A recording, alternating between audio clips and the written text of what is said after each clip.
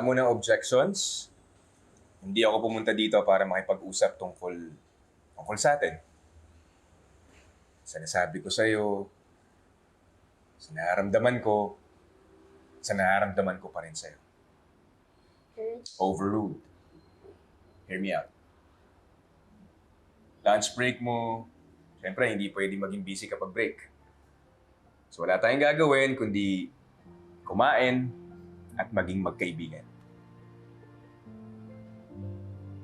Kung hanggang doon pa lang yung pwede, sana pwede, attorney. Request to have lunch with my best friend again.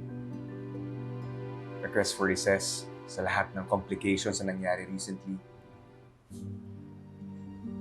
Namimiss ko na kasi yung kakulitan ng kaibigan ko eh. Promise. Lunch lang. Meron akong dalang pritong galunggong. G? Granted sa Gigi. G.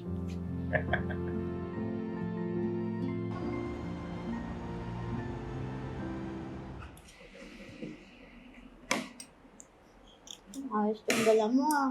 Ito yung kinikrave ko ngayon eh. Mabuti pala eh, na dinala ko sa'yo. Wow, ang sarap ng kain nyo ah. Attorney Avalos, i-introduce ko lang po sa inyo yung kasama ko, si Attorney Kurt Ignacio po. Dati ko po siyang katrabaho. Kurt, di ko naman na siguro kailangan introduce si Attorney Avalos. It's an honor to finally meet you, Johnny Avalos. Likewise, Kurt. Likewise. Kain po. Ayos ito na. Nakakaya yung lunch natin. Pritong galunggong, paborito ko yan. Talaga po. Tara po, kain tayo. Assist na po ha. Yeah. Walang kayo na plato. Thank you.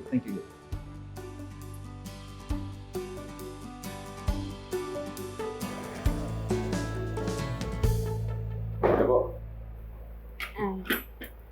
Attorney, konting update lang po. Drinap na po ni Mr. Yuson yung kaso niya laban kay Ate Ella. Siya na po yung tinutugis ng batas ngayon dahil nag-file na rin po ng kaso yung mga tao niya laban sa kanya. Nabalitaan ko nga, Atty. Matias, and alam mo, I'm so proud of you. Congratulations. You did a very good job. Congratulations to us, sir. You also put in a lot of effort in this case.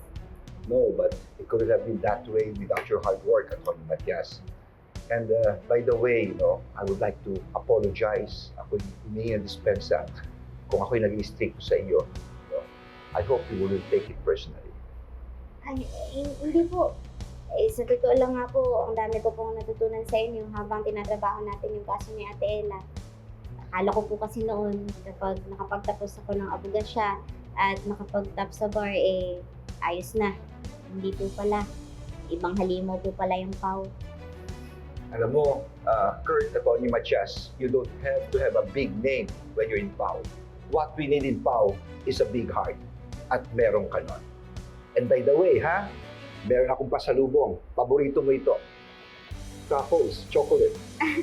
Pwede ko po bang i-share kay Atty. Kurt? Siyempre, sa ating tatlo ito. Sige po. Thank you po. Kaya na po. Yeah, sure.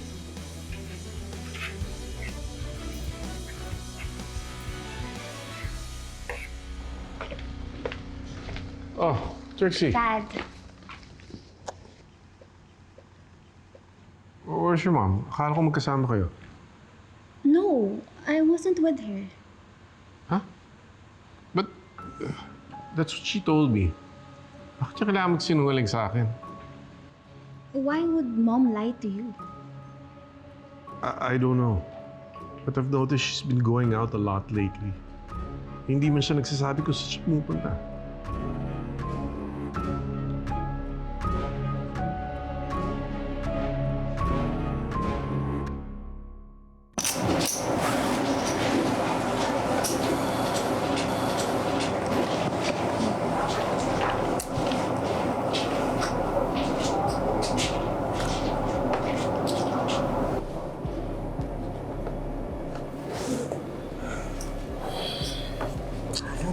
Anong malos ko naman?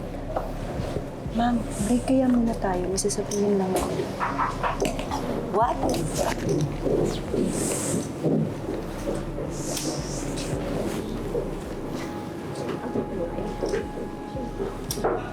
What?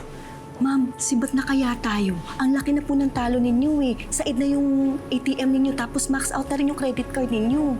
Ngayon mo pa talaga ako yayayain umuwi. I'm not leaving like this. No, Vivian. I need to win. I need to win. Kung gusto niyo, ma'am, bumalik na lang tayo sa isang araw.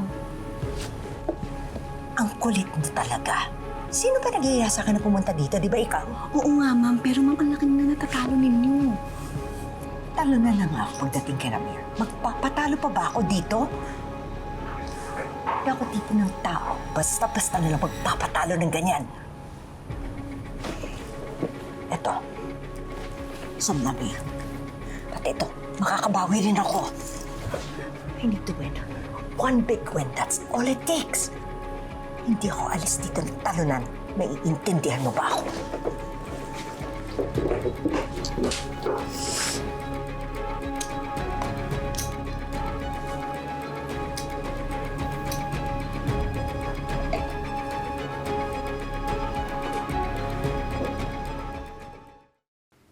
All right, we've got a question from someone says they've been scammed.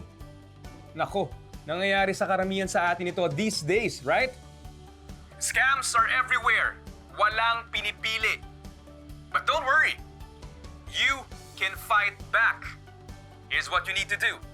Step 1, gather all the evidence. Nanonood ka na naman kay Kurt, ah. Ay, Melissa. Mismo, no? At, na-curious lang ako sa topic, okay? Di nga. Sa akin ka pa ba naman magsisinungaling? Ano ba naman, Lilit? Magkakilala na tayo since law school. Yun lang talaga yun. Usong-uso kasi yung mga scams ngayon kahit sino nabibiktima. Ay, true ka naman dyan, ah. Pati nga puso na sa scam, eh. Pero sure ako, hindi na scam ni Kurt yung heart mo. Mahal ka talaga noon, Lilit. Kaya naman sana, huwag mong pigilan yung nararamdaman mo.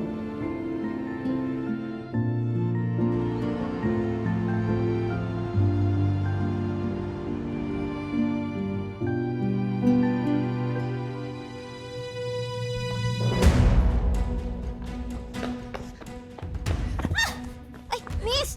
Tulungan mo ako! Papatay nila ako, mga scammer sila! Please! Ay, halika! Tulungan mo ako! Samahan kita sa presinto! Miss! Mali! Huwag mo kami pahirapan!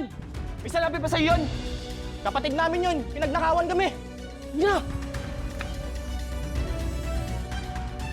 Patid kaya talaga ng babae yung mga lalaking yun?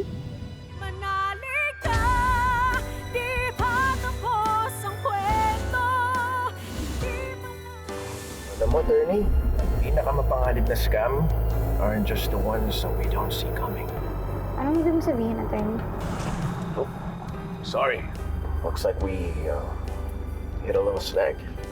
Check ko yung makina. But I swear, walang sira tong sasakyan ko eh.